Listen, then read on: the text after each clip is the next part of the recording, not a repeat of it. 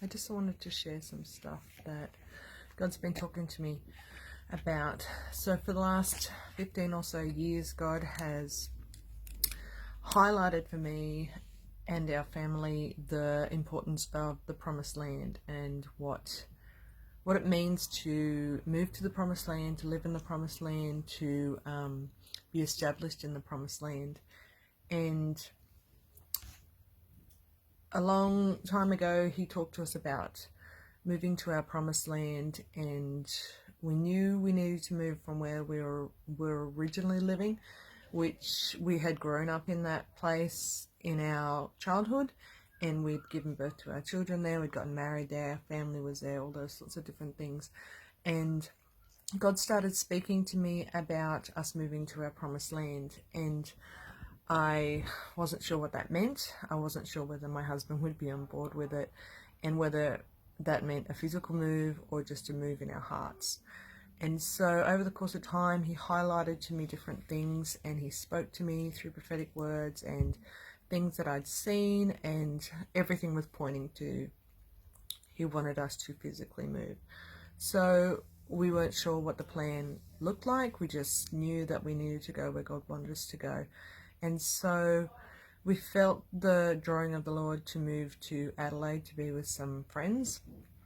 And we felt like that was the first part of our journey. We didn't feel like that was our promised land, but we knew that it was a stepping stone, like cloud by day, fire by night. We were going to follow the Lord's leading wherever he took us. And so we went to Adelaide for 3.5 years, I think it was. And so then when our season in Adelaide was coming to a close, we felt like we were supposed to be in our promised land. He was going to take us to our promised land, and we built a camper trailer of our own. We decided to travel Australia for a while because our heart is for Australia and the great Southland of the Holy Spirit and everything that the Father is doing in this place. And so we felt like the Holy Spirit would lead us, guide us, and take us to where our promised land was so that we could begin the next phase. And so about 20 years ago, 18 years ago, somewhere around there, Carlos Anacondia came to Australia, and he spoke about a great move of the Holy Spirit. Multiple prophets over the course of the years, Smith Wigglesworth, they've all prophesied that Australia would be the great Southland of the Holy Spirit, that it would be the place where the last great awakening happens, where the beginning of the last outpouring of the Holy Spirit would be, all those sorts of different things. We all know the stories. And so Carlos Anacondia came to Australia, and he prophesied that it would begin in Brisbane, and it would do a 9, and it would come around the whole of Australia. And I remember when I heard that, it just hit in my heart really hard, that one. And I was like, yeah, God, I just want to be there in amongst it all. And so those little prayers, those little yeses to God, don't ever think that God doesn't hear them, because 20 years later, 18 years later, I remembered that. And the Holy Spirit led us to Brisbane. Our friends had actually moved to Brisbane, and some of our family had moved to Brisbane. And so we visited them in our travels around Australia, and I remember walking into the church that they were leading at the time, and I just felt like I'd been there before. I felt like this was it. This is the place where I knew I was supposed to be, where our family was supposed to be. It was our promised land. It makes me teary even thinking about it these days. And so we were like, yeah, that's where we're supposed to be. And so we continued on our travels even after a few people had prophesied this is where you're supposed to be while we were there. They didn't know our story. They didn't know anything about us. We didn't share any of this stuff about it. Random people that we'd met at the church prophesied over us that we had a calling and a purpose and a destiny here. And we were like, okay, we're going to sit on it, because we're stubborn like that, and we really, really want to know that's the Lord. So we kept traveling. We got all the way up to, I think it was Bowen, and across, and we were going to go back down inland Queensland, and we just looked at each other and we knew that's where we were supposed to be. And so we made a beeline back to Adelaide because all of our stuff was in storage in Adelaide. We made a beeline back to Adelaide, got orchestrated some stuff so my husband could get some work while we were there because we were running out of funds. So we thought we need to get our furniture moved to Adelaide as soon as possible. And so that began our journey of being in Brisbane. So this last year, the last 18 months has been a bit chaotic and crazy and all those sorts of different things. Lots of things have happened in our lives to do with churches, to do with shifts and changes, the dreaded, won't say the word so I don't get banned on anything. You know what I'm talking about, the last 18 months of chaos in the world. And so I've gone back to the beginning. I've gone back to the start of where the Lord wanted us to be. What do you want us to do here, God? Is it over? Is this not what you wanted us to do? Is this just an interim place? Where are we going? What are we doing? Give me a heart for Australia that burns for you again and again and again. And so the last couple of months ago, Joshua, Judges and Ruth came out in Passion Translation. And I was like, God, you're just so obvious when I ask questions. Sometimes it's obvious, sometimes it's not. But this one was obvious. I was like, I have to get it. And I mean, I love the Passion Translation. It just makes the Bible come alive in so many different ways, and I get so many revelations from it. I get lots of revelations from the Message and other ones too, but I always seem to come back to the Passion. And so I started reading Joshua, Judges and Ruth because Joshua is about them taking the promised land. And so I thought I'd jump on and sort of share with you my walk through Joshua at the moment. It's taken me a long time. I'm only at chapter 3, I think. Yeah, chapter 3 at the moment, because I just want to sit in it. I want to hear what he's saying. I want the encouragement of the Lord to speak to me and to you in this season, in this time of shift, of change. There's so many prophetic words that are saying the same things, that it's time for change. It's time for a shift to occur in the bride.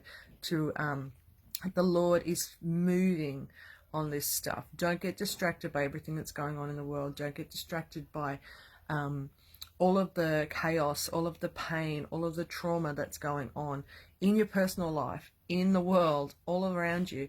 The enemy is coming in like a flood because he knows that this is the time, this is the season, this is the new season, new era that we've walked into. 2020 didn't look like what we thought it was going to look like, but it's coming. And we needed that stuff to get rid of the dross, to get rid of all of the chaff that was in our lives personally, in the church's lives personally, in the world's life. It was to open our eyes to see. So I just wanted to quickly jump on and say that's what I'm going to do for the foreseeable future, since there's 24 chapters of Joshua. I don't know how long I will get revelation on it, but the first 3 chapters have already done my head in. So I just want to quickly share something that I have written in my journal about Joshua chapter 1. And so at the beginning of Joshua chapter 1, I'll just read you this bit. In Joshua chapter 1 it says, "And after Moses, Yahweh's servant, died, Yahweh spoke to Joshua son of Nun, Moses' faithful assistant, and said, 'My servant Moses is dead. Now get up, prepare to cross the Jordan River, you and all the people. Lead them into the land that I am giving to the Israelites. Every part of the land where you march, I will give you, as I promised Moses.'" So I want us to hone in on a few different things, okay? So it says, because there was the book before it was attached to it, and after Moses, Yahweh's servant, died. So after everything that Moses did, he died. And so it's like that really hit me. The Holy Spirit was like, the old things, the old ways, the old connections died. The old things died. Moses, there was nothing wrong with Moses. He was amazing. But it was the old ways. It was the old things. It died. He died. The old things have to die so that the new can come. God loved Moses. It had nothing to do with not loving him. It had nothing to do with the person that Moses was. It had nothing to do with what God had done through Moses. It wasn't irrelevant. It wasn't just throw it all out. It's the old. There's nothing wrong with what God has done in your past seasons. There's nothing wrong with all of the amazing things God has done, all the amazing things you have learned, all the amazing experiences you've had in God. There's nothing wrong with any of it. But it's time for a new season. It's time for a new season and to say, yes, God, they were amazing things, but I know that you can do more, and I know you've got something different in store for us in this season. So it may not have been because anyone did things wrong, although Moses did strike the rock and was denied entry into the promised land. It was like this season that we're walking into, we had seasons of preparation, seasons where God's grace was on us and then God's grace lifted and we couldn't do those things anymore. We couldn't live that way anymore. We couldn't experience God the ways that we used to experience him. He wants to do a new thing.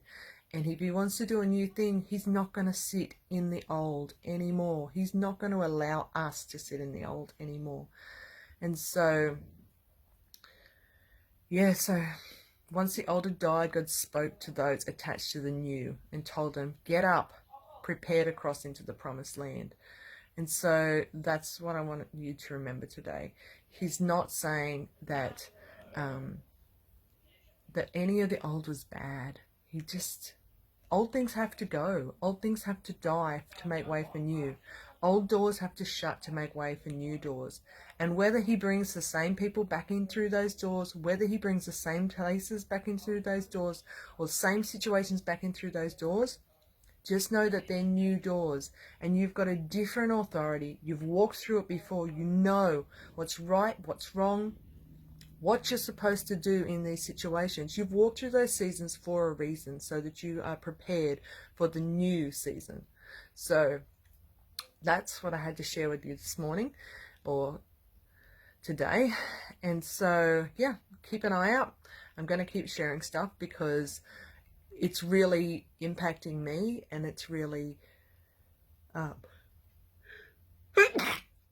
making me realize that God's on all of this. It's so easy to get distracted by what's going on in the world at the moment. Lots of people haven't been able to go to church and lots of disconnection has happened inside personally with God, with other people, all those sorts of different things.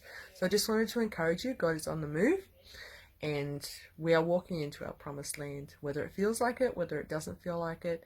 And so be blessed and stay tuned for more exciting updates of what God's saying through the book of Joshua.